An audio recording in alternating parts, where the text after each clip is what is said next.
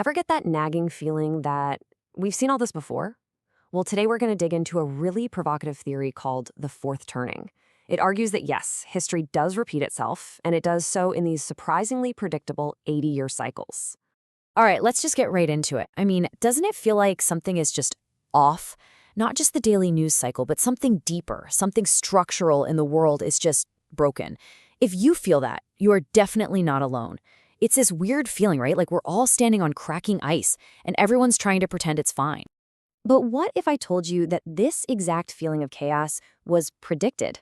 I'm talking way back in 1997. A book came out that laid out a roadmap, and it seems to describe our world today with just, well, startling accuracy. And this isn't about psychics or mysticism, not at all. It's all about historical patterns. So that book is The Fourth Turning by two historians, William Strauss and Neil Howe. And look, these guys weren't prophets. They were just really sharp analysts who spotted something most people missed, a recurring pattern, a hidden rhythm that just keeps repeating throughout Anglo-American history. Okay, so here's the absolute core of the idea.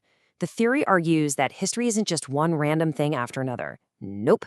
It moves in these big cycles. They call them sacula, that last about as long as a person lives, so 80 to 100 years. And here's the kicker. Every single one of these cycles ends with a huge, society-shattering crisis that basically tears down the old world to make room for a new one. And where did they find the most compelling evidence for all this? Right here in American history. And I'm telling you, once you see this pattern, it is really hard to unsee it. Okay, just look at this timeline. You've got the end of the American Revolution, then the Civil War, then the Great Depression and World War II. See the gap between them? Each one of these massive nation-remaking crises is separated by, you guessed it, about 80 years. So let's just do the math, right? The last big one wrapped up in 1945. You add 80 years to that, and, well, it lands us pretty much exactly where we are right now.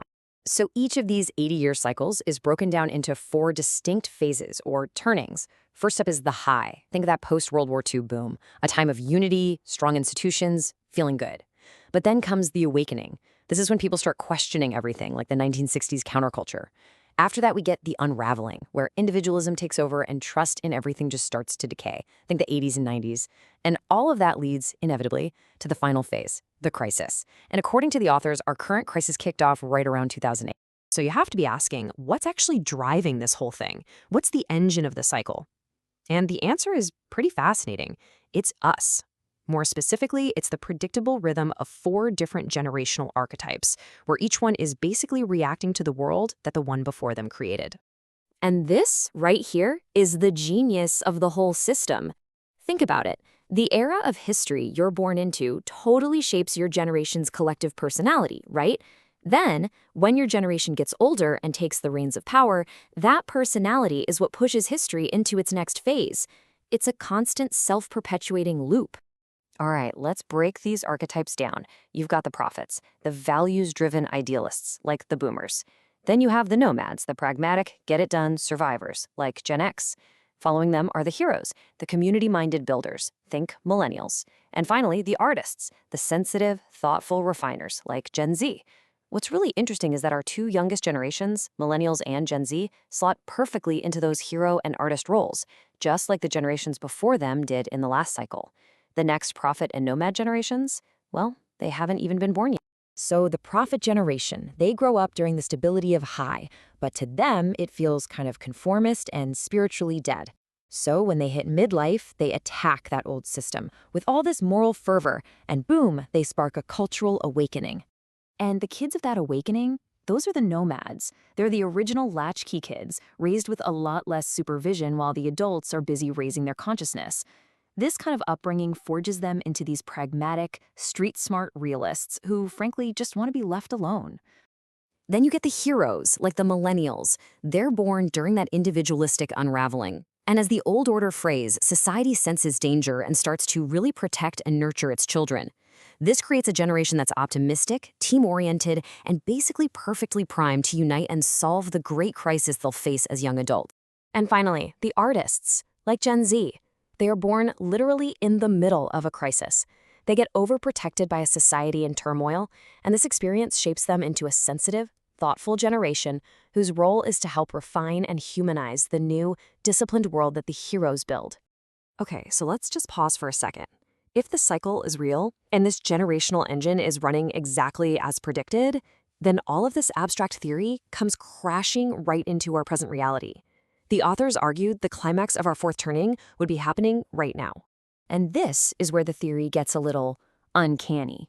Writing back in 1997, Strauss and Howe predicted our current era would see a major financial collapse, extreme political polarization, a crisis of trust in our institutions, and the potential for major global conflict.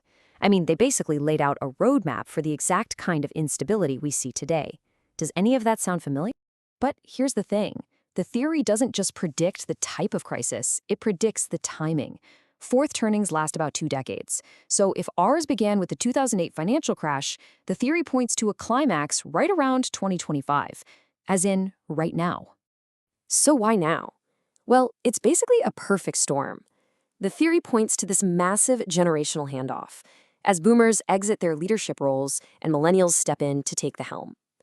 And this is all happening at the very moment our core institutions are strained to their absolute limits, and the global order itself is beginning to come apart at the seams. But here's the most important part of the theory. It's a cycle, not an apocalypse. A fourth turning has to end. The real question is, what does history tell us comes next? After the chaos of a crisis comes renewal. The pattern is clear. What was broken gets rebuilt. Distrust gives way to a new unity.